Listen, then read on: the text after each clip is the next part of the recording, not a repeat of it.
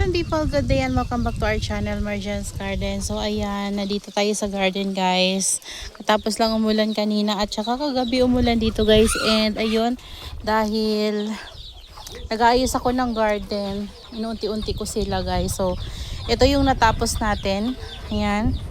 Lahat ng purples ko guys ay pinagsama-sama ko na talaga na dito na area.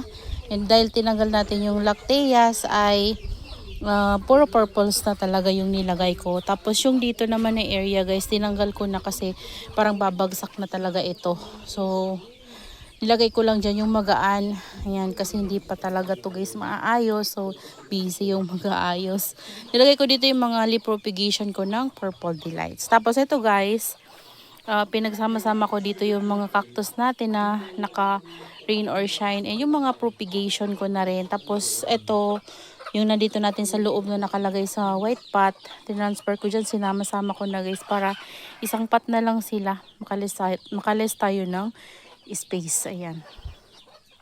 So ayan yung itsura nila guys. Pati dito guys, oh, ganda nila. Kasi talagang nasoak sila sa water dahil panay ulan na ngayon. Pero kapag nasobrahan na naman to guys ng ulan, sigurado lusaw ang kakalabasan. Ayan, pero okay lang naman guys. Ayan, ito yung pinaka-rare ko na succulents guys na akala ko mamamatay na. So, ayan, parang nagbibi siya guys. Oh. Ang liit-liit na to guys yung nabili ko. Tapos lumiit pa ng lumiit.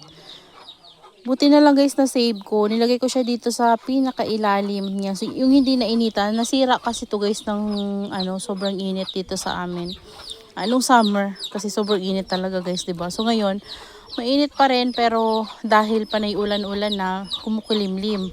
So 'yun, medyo okay na sila tsaka dahil nakatago siya diyan sa ilalim, parang naging okay siya. Dahil nag-try din ako ng leaf propagation sa kanya. Yan yung mga nasira na leaves na natira. So, tinatry ko siya. Pero tingnan nyo guys, nag-uugat lang talaga siya. Tapos ngayon, na okay na tong mother niya, inano ko na, nilabas ko na dito sa pwede na siyang mainitan para guys, maging din, stress din. Kasi sobrang green na talaga niya. Buti na lang guys, hindi siya nag-i-etiliate, no? Kasi ang liit na talaga niyan guys, sobrang liit. Parang malapit na siya sa crown kasi yung parang na-sunburn yung pinakapuno. Sa maliit na pot ko lang din kasi yan guys tinanim. Pero ayun, parang na-sunburn.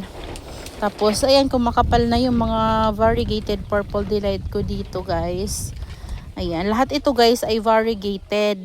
Galing sa variegated, galing dito sa variegated natin na Purple Delight. Pero nung lumaki, tingnan nyo, hindi na var.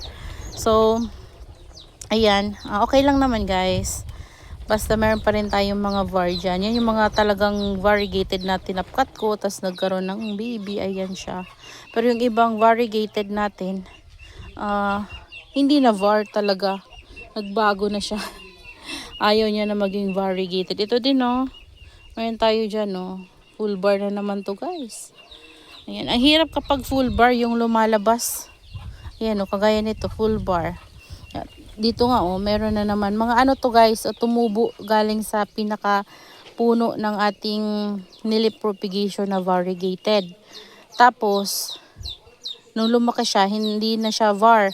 So parang leaf propagation ko galing sa variegated leaves ng Purple Delight. Tapos nung nabuhay siya, may pagka-var. Tapos nung lumaki, hindi na var. Nung lumaki, tinapkat ko. Ayan, nag-baby siya pero hindi pa rin var. Pero yung tinubo niya sa puno, variegated. Ayan tingnan nyo. Pati to guys, ay, oo. Ayan, pati siya. Ito variegated guys, Ayan, may full bar na naman. Ayan na natin. Dito din, yung variegated ko din guys. So, update din sa kanya. Ay, nalaglag yung isang leaves. Kunin natin at mapopropagate natin yan. Lagay lang natin dito sa loob. Ito yung dating napakaganda na full bar. Dito guys, nagpiping-ping pa. Pero tingnan nyo ngayon, kalbo na. Dahil nalagas na yung leaves niya. Ayan. So far, okay naman sila guys. Kahit paano. Tapos makalat dyan kasi kinalat na nung manok yung risal ko dyan guys na isang sako. Ay, naku, nakakapasok sila. Ayan o, tingnan nyo. Ayan na naman o, may mga sisiw. Napakakukulit. Alisin natin. Shh, shh, shh, shh, shh. Ayan. So, dito tayo. Ano ako guys, so nag-aasarol. Ayan. Yung una kong inasarol dan dito, sinunog ko siya. So, nung time na yun, mainit. Tapos, umulan nung tanghali. Buti nasunog ko na. So, ayan. Ito na lang yung natira. Tapos, nag-asarol-asarol naman ako guys. Tapos dito na area, nakapagtanim na ako ng pechay. Napunla ko na sila guys. So yan. Yan. Pinaayos ko na sa kapatid ko para maitanim ko na yung pechay. Sayang naman. Yung ulan-ulan, 'di ba? Para ilang weeks lang, meron na akong pwedeng i-harvest.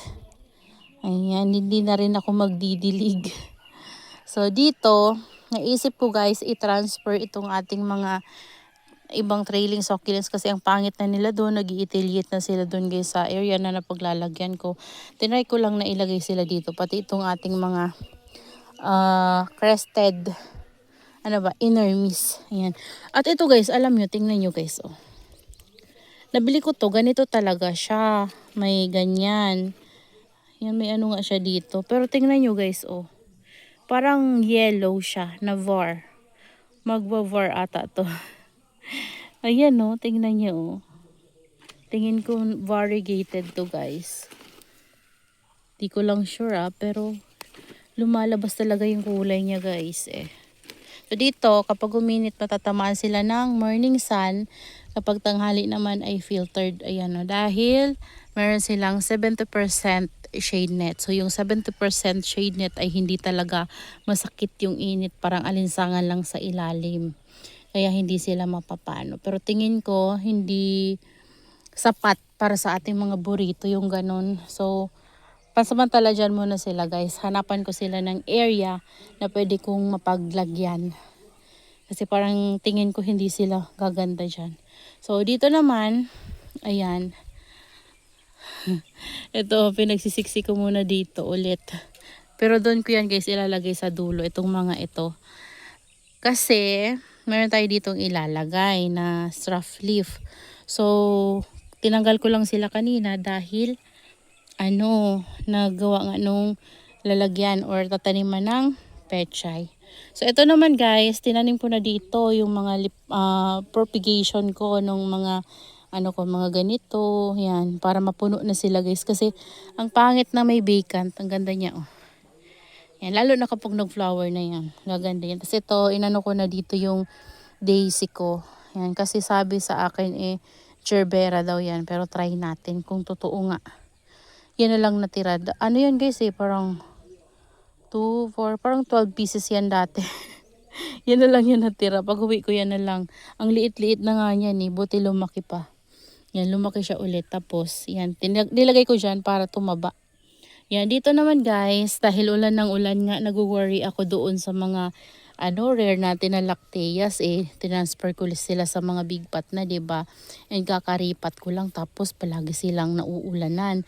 Kaya naman, may tira ako na UV plastic na nilagay doon sa bubong nung bahay namin na luma dati kasi may tumutulo na kasi doon guys. So, nilagayan doon para lang matakpan yung tumutulo. So sira na kasi yung bahay na yun ngayon. So hindi na rin yun ginagamit.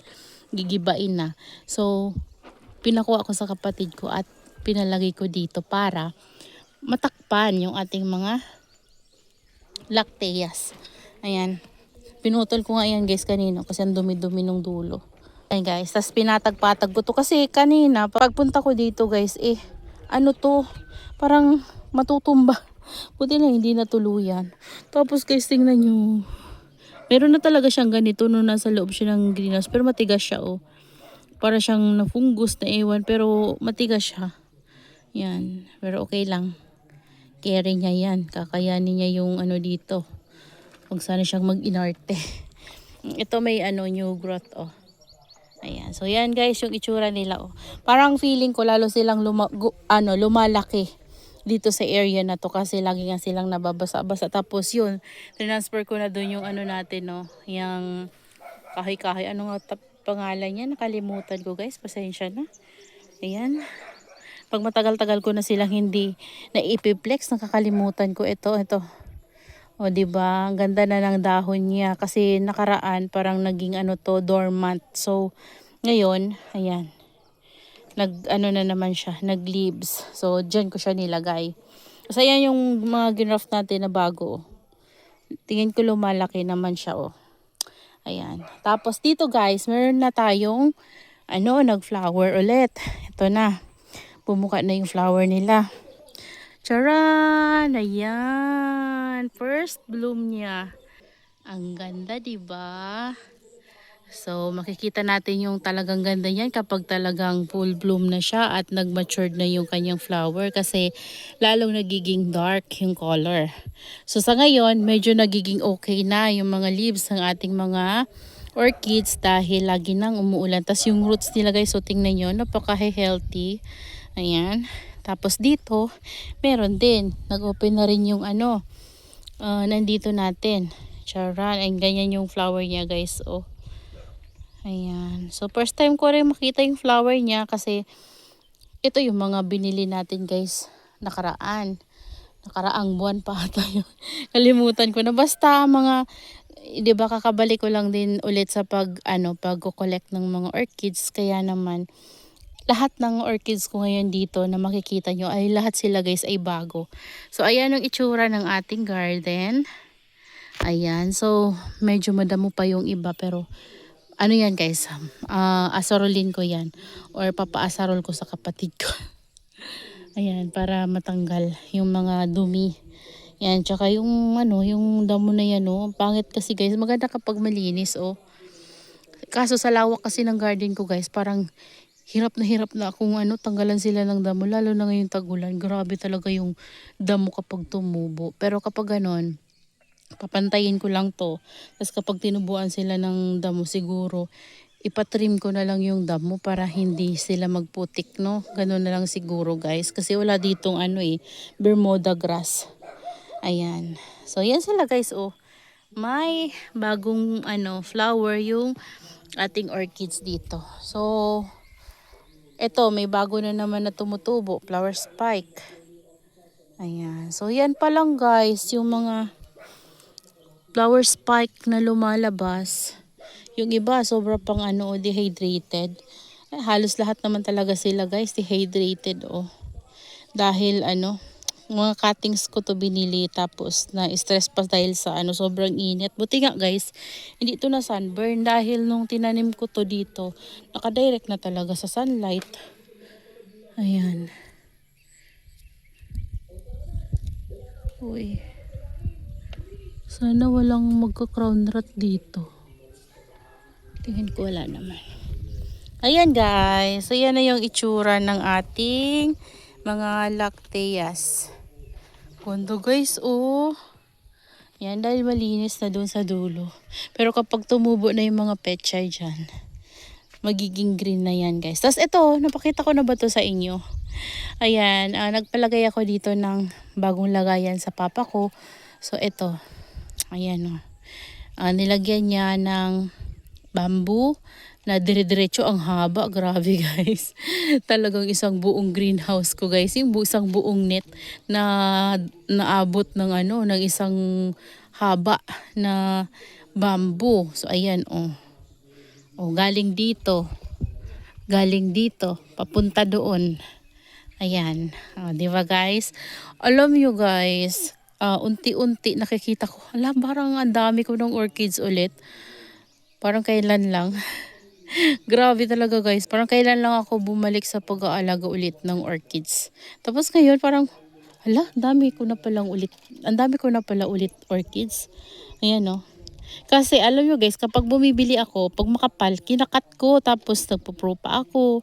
Tapos nagiging makapal sila. Ayan. So, yan sila, oh. Ito yung medyo maninipis. Yan, oh. Hindi ko pa tinatanggalan. Pero mga kinatkat ko yan guys, oh, para magkaroon siya ng mga sari-sariling pop. So, ganun nga yung nangyari. Ayan, oh. Ayan. Ito kasi bagong tubo to. Ayan. Tapos, kinat ko kaya nagkaroon siya ng pops. Ayan, oh.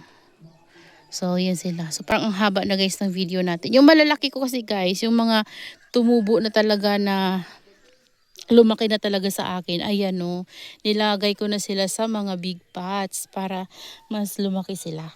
Ah, di ba? Ayan, ganda nila guys. So, sa ngayon, ito na lang muna guys yung update ko dito sa garden. Kasi mag-aayos pa talaga ako guys. Ayan o, ayusin ko pa to kasi ano pa nga madamo. So, yung mga damo na natatanggal ko, ipupunta ko yan sa isang side para doon ko siya ilalagay. Ayan, kasi meron pa dito yung mga uwang-uwang na lupa. Kasi nga, inararo kasi to guys. Yung dinaanan ng araro na walang lupa. Parang naging kanal.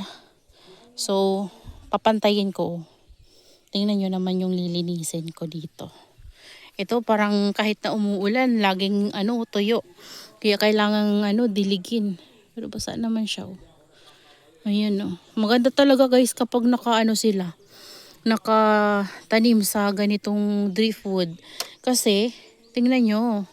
Hindi sila napapano kahit naka-rain or shine sila guys. Okay na okay. Kumpara nung nakapat sila guys dyan, ilang araw lang sa akin ilinggo lang yun guys. Nagkaroon na ng problema yung iba. Sa sobrang basa siguro dahil sa moss. Ayan. So dito kasi nahahanginan yung kanilang roots. So mas gusto nila yung nahahanginan yung roots nila para hindi sila magkaroon ng root rot. Ayan. Yan yung ibang flower guys. Oh. Charan. Ganda no. Yung dito natuyo na kasi Tas ito oh. Ang pretty naman nito oh. Ganda. Tas ito yung yellow natin. Malapit nang maubos yung kanyang flower. Kasi matanda na yan guys. Matagal na yan. So yun lang guys. That's all for today's video. Yan, I hope you enjoy watching and see you on my next vlog. Happy gardening everyone. Bye.